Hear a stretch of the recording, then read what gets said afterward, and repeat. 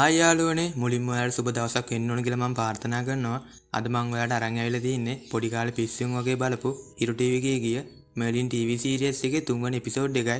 ඒ වගේම ඔයා මගේ channel එකට අලුත් එක්කෙනෙක් නම් මේ වගේ වීඩියෝ දිගට මට අරගෙන එන්න ඔයා මට කරන උදව්වක් විදියට වීඩියෝ එකට like එකකුත් දාලා subscribe button එකක් click කරමු. එහෙනම් වැඩි කතා නැතුව ඔයාම අපේ වීඩියෝ эකට මං SL Cinematic.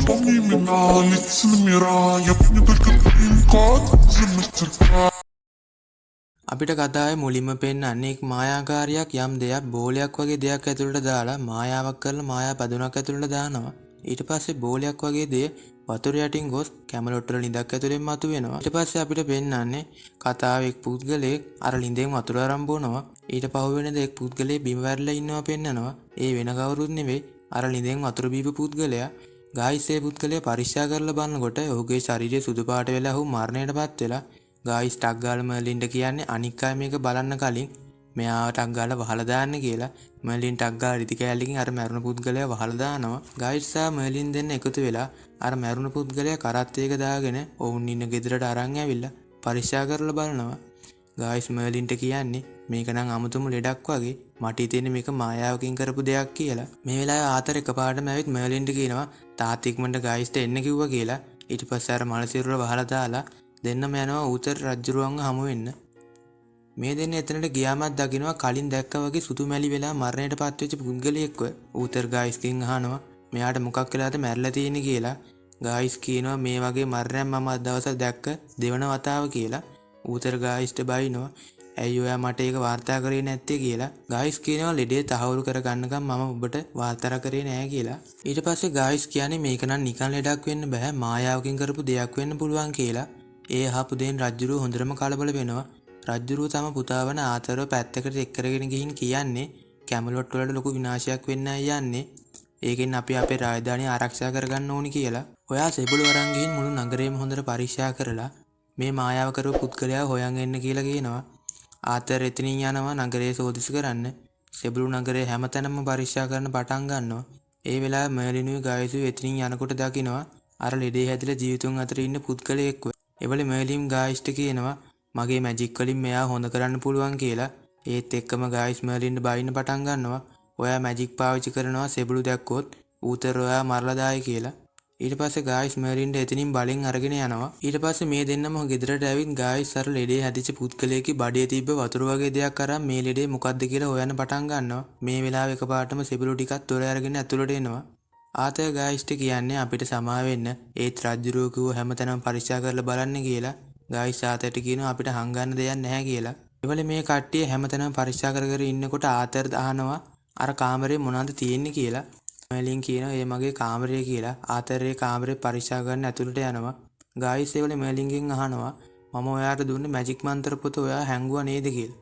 ඒක හැව මර්ලින් හොඳටම බය වෙනවා. මොකද මර්ලින්ට මේ මායාපොත හංගන්න අමතක වෙලා. එකපාරටම ආතර මර්ලින්ට කතා කරනවා මගේ මැජික් පොත ආතරට හම්බුන හින්දා තමයි මට මේ කතා කරන්න කියලා හිතලා මර්ලින් බයෙන් කාමරය ඇතුළට යනවා.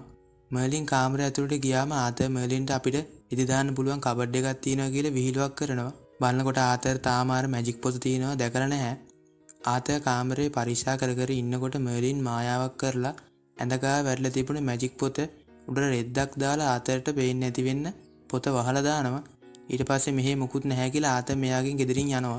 ගායිස් මර්ලින්ට කියනවා අපිට මේ පොත හංගන්න වෙනවා කියලා. ඒත් මර්ලින් කියන්නේ අපිට මේ පොත පාවිච්චි කරලා මේ ලෙඩේ හොඳ කරන්න පුළුවන් කියලා. ඒත් ගායිස් මර්ලින්ට බනිනවා රජතුමා මේ වෙලේ අර ලෙඩේ ඇති කරපු මායාකාරයා හොයනවා. ඔයා මැජික් පාවිච්චි කළොත් මේ ලෙඩේ හදපු මායාකාරයා ඔයා කියලා රජ්ජුරුවෝ ඔයාව මරලා දායි. ඒ හින්දා අපි මායාව නැතුව විද්‍යාත්මකව මේ ලෙඩේට බෙහෙතක් හොයාගන්නමු කියලා. ඊට පහුවෙනද මේ ලෙඩින් මැරුණ අයගේ මලකඳන් නගරයේ මැද ගොඩ ගහලා තියෙනවා පෙන්නනවා. ආතේ රජතුමා ළඟට ඇවිත් කියන්නේ අපිට කිසිම තොරතුරක් හොයාගන්න බැරි වුණා කියලා. රජතුමා ආතට කියනවා දැම්ම ඇඳිරි නීතිය පනවන්න. ඒ වගේම පහළ නගරයේ අයට මේ නගරයට එීම තහනම් කරන්න කියලා. ආතේ රජුගෙන් අහනවා ඒ අයද කියලා. රජු කියන්නේ පහළ නගරයේ මිනිසුන්ගෙන් අපිට මේ ලෙඩේ බෝ වෙන්න පුළුවන්. ඒ හින්දා මගේ යන ක්‍රියාත්මක කරන්න කියලා. ඊට පස්සේ ගායිස් සහ මර්ලින් මේ ලෙඩෙන් මැරුණ කාන්තාවක් පරීක්ෂා කර ඉන්නකොට මර්ලින් කියන්නේ මෙයා රජයේ සේවකයෙක්. මෙයා කලාතුරකින් පහළ නගරයට යන්නේ කියලා. ඒවලේ ගායිස් කියන්නේ මේ ලෙඩේ බෝ වෙන රෝගයක් නෙවෙයි කියලා. ඊට පස්සේ ගායිසුයි මර්ලිනුයි අනුමාන කරනවා මේ ලෙඩේ මේ කාන්තාව ආහාරයට ගත් දෙයක් නිසා සිදුවෙච්ච දෙයක් කියලා. ඒත් එක්කම මර්ලින් කියනවා හැමෝටම මෙහෙම වෙන්නේ මෙයාලා බීපු වතුර නිසා වෙන්න පුළුවන් කියලා.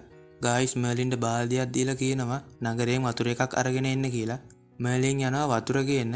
මාලිගාවේ සේවිකාවක් වුණ ගුවෙන් එයාගේ තාත්තව උදේ හැරවන්න යනකොට ගුවෙන් දකිනවා තාත්තට මේ ලෙඩේ හැදිලා කියලා.